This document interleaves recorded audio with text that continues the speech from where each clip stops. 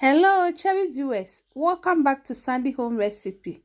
Mama call about Sandy Home Recipe. And they can we share a video. Remember to subscribe.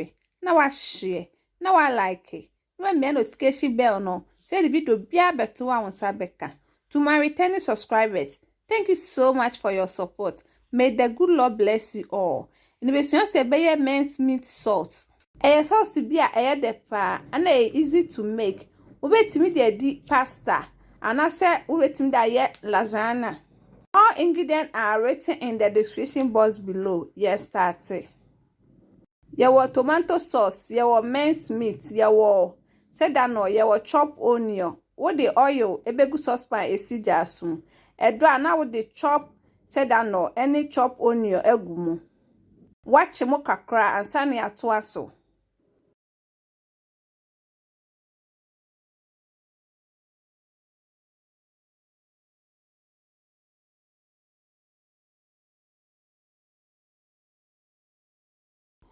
Watch mu ewie no. Now the minced meat near the egumu. Salt to taste. We are now mixing that together.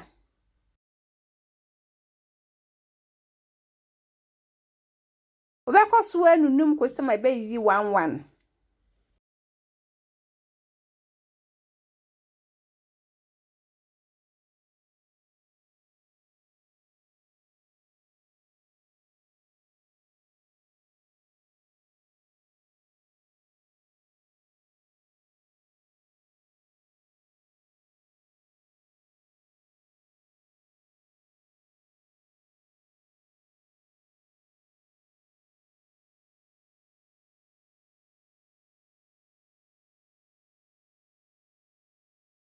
And to say necessary then, eye. We are now the tomato puree and our tomato sauce egumu. One no muna desi so ame mu achekakra and sane ya tuaso.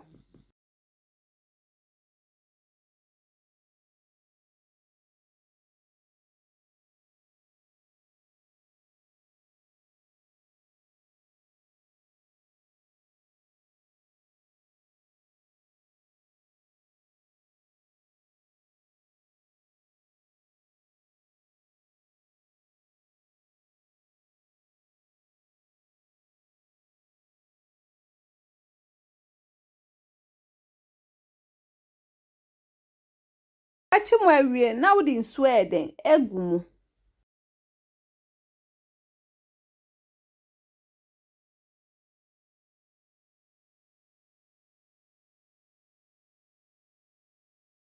Wakata so na atonebo aben wo ho anu anumu.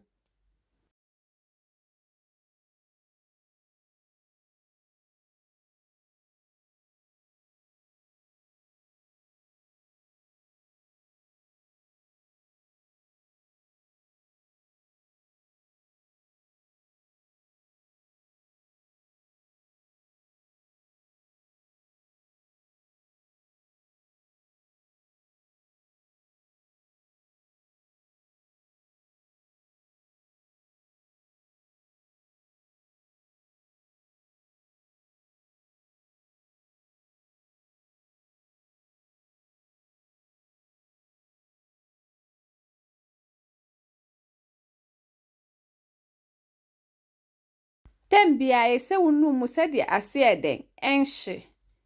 Please, if you are new to our channel, don't forget to subscribe, share, like, and also click the bell icon to get new video we will post.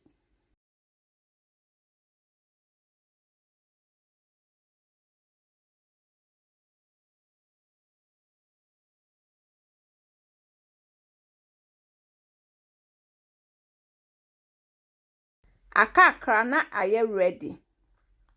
Pesa hu say ready a ube say anwan na wode ye ni na bebetai ani na ensuo no so afri mu.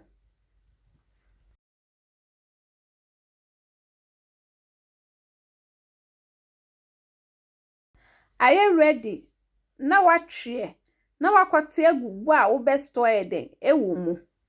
Nti wetin dey di pasta ana wo ye lasagna betimi da ye. Now this our minced meat sauce. Please like this video and subscribe to our channel. Thank you so much for watching.